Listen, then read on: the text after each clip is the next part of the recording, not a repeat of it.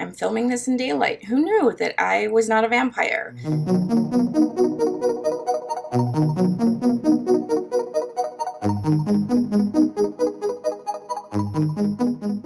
Well, hello there. I'm Nusha, also known as Ferocious and Pretty Pens, and welcome back to my channel. For today's video, we are going to be doing the hits and misses from September / August / July. So it's an all-inclusive because it's been a couple months since I posted one of these. And we will start off like we usually do with the new pen acquisitions. I'll include the DC Show pens that I bought. I won't focus too heavily on those. And then we'll move on to the currently inked. And then we'll wrap up with the actual hits and misses for the last couple of months. And don't worry, this isn't going to be an excessively long video. I've kept it down to 3 hits, 3 misses. So these are the pen acquisitions since the last time we saw each other. And these were all from the DC Pen Show, so I'll talk about those in a second. The first one is this Leonardo Momento Zero Grande in the Fiorituna Viola. And what's special about this pen is that this was an Endless Pens exclusive, and it was a collaboration between Leonardo Pens, Nibs and Flourishes on Instagram, and the Tailored Pen Company. And what Wendy did was she basically went to Tailored Pen Company and gave them this idea for this material, and it's a lovely material that they made. It's so interesting and it has so much depth. There's parts of it that are transparent so you can see the pen. There are swirls that are cool toned purple, and then there are swirls that are warm toned purple. There's some shimmer in there that looks like gold and maybe even green to my eye. It's just overall beautiful material. And then Wendy also picked out with Leonardo the furniture of the pen. So she picked rose gold, and it just looks lovely. And I got mine in a double broad gold nib. All right, now on to the DC Pen Show acquisitions. And the first pens I'm going to talk about are the vintage pens. So I went to the DC Pen Show with 2 goals. The first was vintage pens that have flex nibs, and the other one was to get an Akaya, which I'll talk about in a second.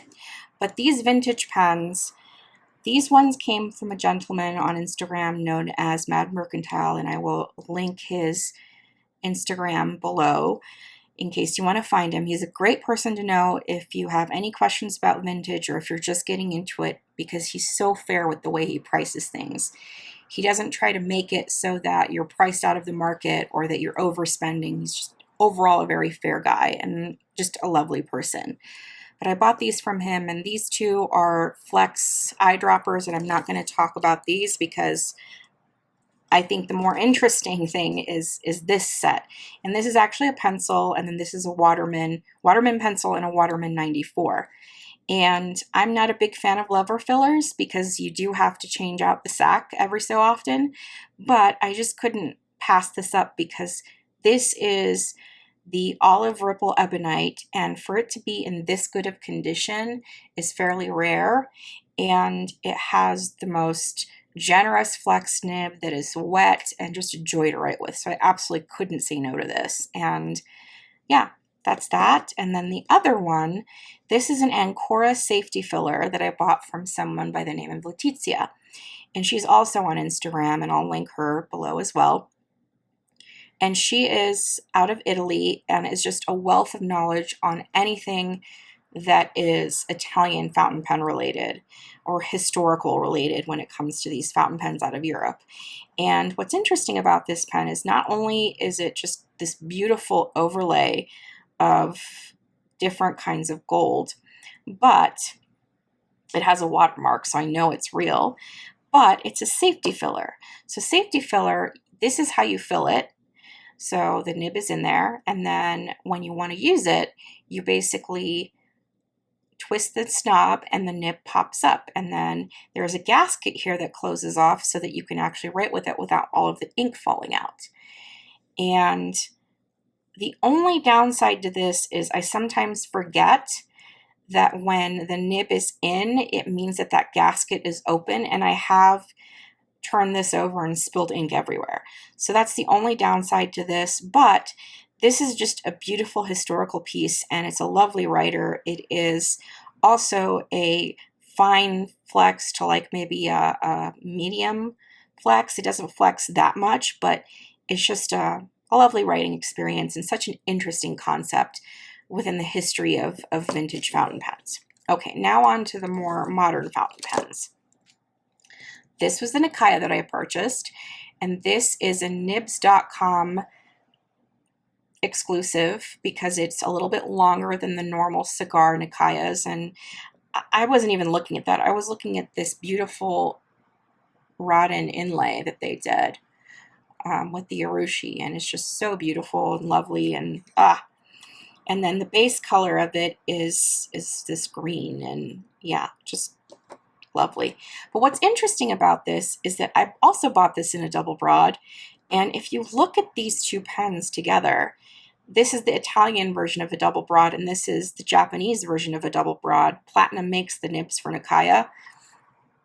They are very different because this has so much freaking tipping. It's almost, I'll be honest, difficult to write with. It's not almost, it is difficult to write with.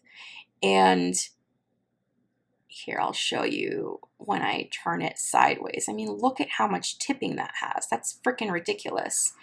And I'll talk a little bit more about this when I get into the currently inked and talk about hits and misses. So there's that one, and then this other one is Magna Carta. And I know you're looking at this going, oh, that is such an uninteresting pen. It's just black and it has, you know, gold tone furniture. Ooh. Well, I bought this specifically for the nib. This nib fits into anything that accepts a number 6 Yovo, and the proprietor and owner of Magna Carta has been working for the last year plus on developing a true modern flex nib that is equivalent to a vintage flex. And I gotta tell you, I'll write with it later, this is as close as it gets in a modern flex. And I have a lot of flex pens. So good job to Magna Carta. This is an amazing pen. And those are the acquisitions. All right, and here we are with the currently inked. And I think the interesting thing about doing these currently inks or showing them is just, you can tell the color palette I'm working with when I went to go do this. It's like I almost knew fall was coming, even though it comes every year, duh. But a lot of the colors that I chose to put in my pens are these, you know, brown, warm-toned, golden colors, and these quote-unquote dirty greens and whatnot. And just, I'm predictable. What can I say? As the seasons change, the inks in my pens do as well. I also busted out some Krishna inks, and I don't really know if Krishna Inks is still in business. I know that they had a lot of supply chain issues during COVID, and they produced some really beautiful inks. So I really hope that they're still in business. And if they're taking a break, that's cool too, but just please come back. Then let's see, other things to point out. If you are somebody that speaks Spanish, check out the Tinteras podcast. It is by a gentleman, Jeffrey Coleman.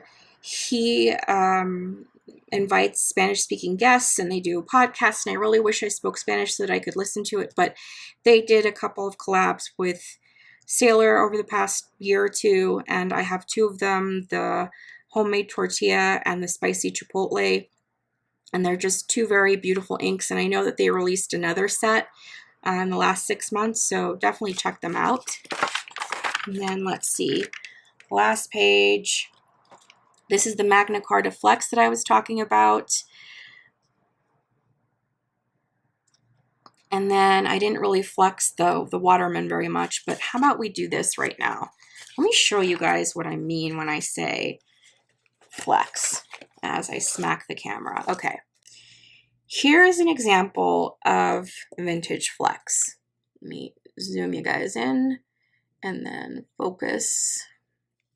This is the Waterman 94, and this has what I consider to be beautiful vintage flex. And hopefully I can get the camera to focus on the tines as they're coming apart. ignore the railroading. This ink has been in here for a couple of weeks, and so it's a little bit more saturated. This is supposed to be Alt Gold Brun by Aurora and Klingner, which if you're familiar with that ink, it's not this dark, and I think it's just because it's been sitting in the pen for a little while. So that's what that looks like. Now, let me show you other examples of modern flecks that I have. This is the Santini Italia with Taxidermy Genius. And hopefully, again, you can maybe see the tines of the pen. This is also considered a flex. And it doesn't flex quite as much as vintage. And it's not bad, but it's not perfect. So there's that. And then here is the Scribo Italia version of flex. This is a fine flex. And it gets pretty close, but I have a lot of resistance as I'm doing this, which I don't get when I write with that. And then let me show you Aurora. This is Aurora's version of flex, which I don't really consider it to be true flex. I think this is semi-flex, but I've also stubbed it. Yeah, see, it just railroads. It doesn't want to do it. So we'll put that aside. Now let me show you Magna Carta. Brace yourselves. This is so good. Brace yourselves.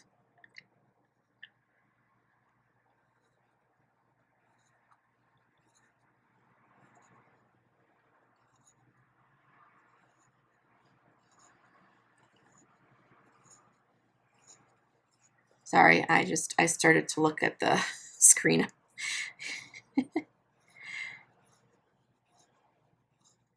Just, yes, a little bit of railroading, but I do have a shimmer ink in there, and I was going kind of fast. But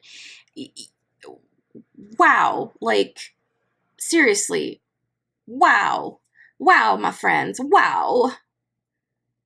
Or as Christopher Walken would say, wow, this is a wonderful pen. I love this nib. Okay, sorry, I'm going to stop now. So the first win that I want to talk about is this Waring-Gould Taxidermy Genius. And I love this color. It's so beautiful. And let me see if I can zoom you guys in so that you see it. Taxidermy Genius. It shades a little bit. And on Tomoe River paper, it has a slight sort of haloing sheen. So overall, I love it in this pen. It's a good combo. If you're in the market for this sort of a color, I really don't think that you can go wrong with it. It just is a delight to use. The other win in my book for this past month is fall colors. Oh my God. So like I did the fall fashion colors and what they equate to in fountain pen inks. But since then, I've just been falling more and more in love with some of these colors that I have in my pens. Like this Monarcha, it's Ray Jaguar, I wrote it backwards. Or like some of these Krishna Inks colors.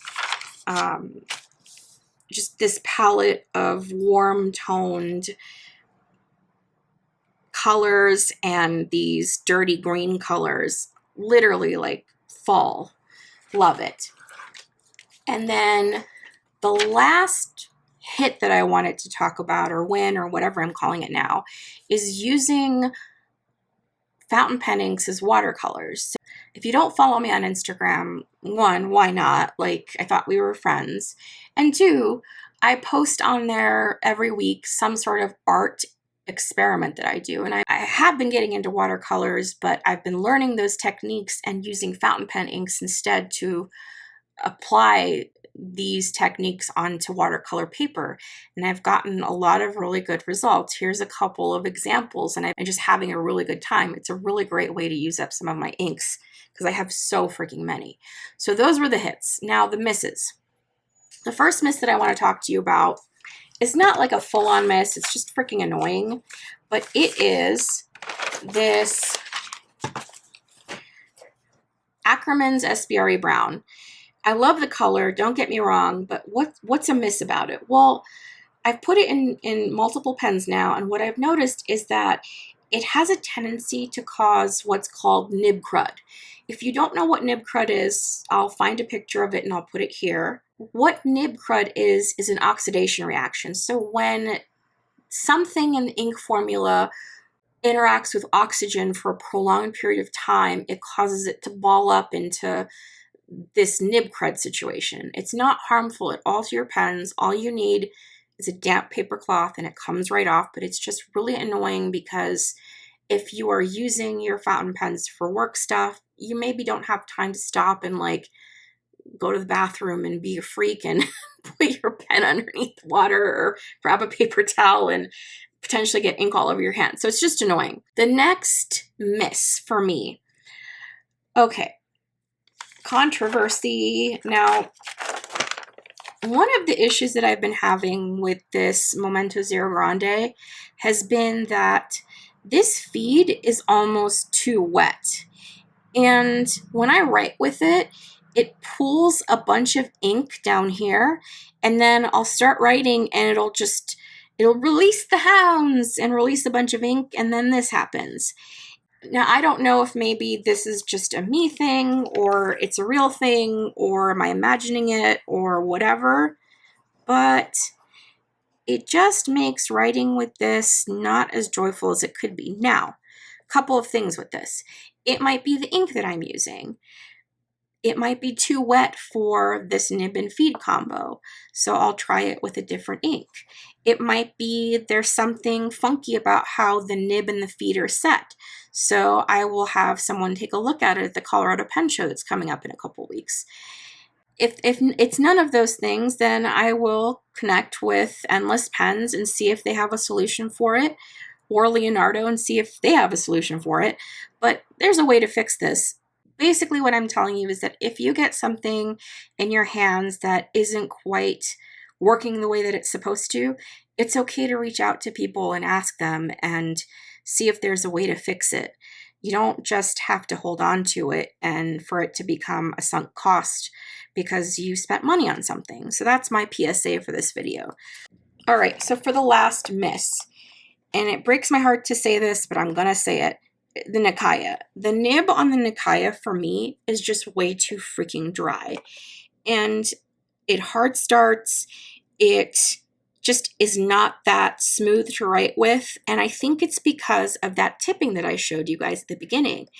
And I feel like Goldilocks. This one's too wet, this one's too dry. Well, it's the reality of the world we live in, or I live in. But this one is just way too dry. And if you look at this Gentle Grenade, which is what's in the Nikaya, and compare it to Sailor Gentle Okuyama, these two are literally the same color. They're just called different names because of when Sailor released them. This is a part of the Four Seasons line, and this is something else. I don't know. Making up rumors, but they're literally the same color when you write with pens that have the same wetness and the same size of nib. But when you compare these two, it's a night and day difference, and it's because this is in a pen that's way too dry and this is in a pen that's super wet. This is in a titanium medium, which is just a super gusher of a nib.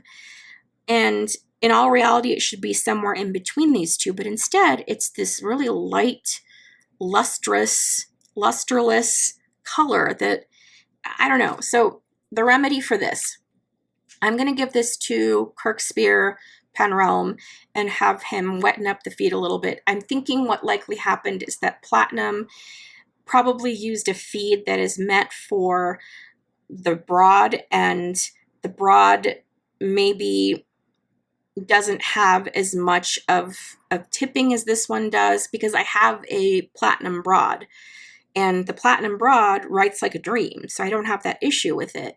But I'm thinking that just there's something about the feed that just needs to be adjusted a little bit that will remedy this and will be okay. And I might even have Kirk grind this a little bit, or maybe I'll even have it ground into a Architect or something like that. I don't know yet. We'll see what happens, but that was the miss.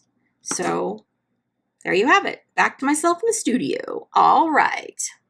And there you have it, all the loveliness of July through September. I hope you enjoyed watching this video. I hope that You're doing wonderful, because you are a wonderful person, I think. I hope, if you're watching this. And before you go, don't forget to like and subscribe to this channel, and I'll see you on the next one. And don't forget, keep writing.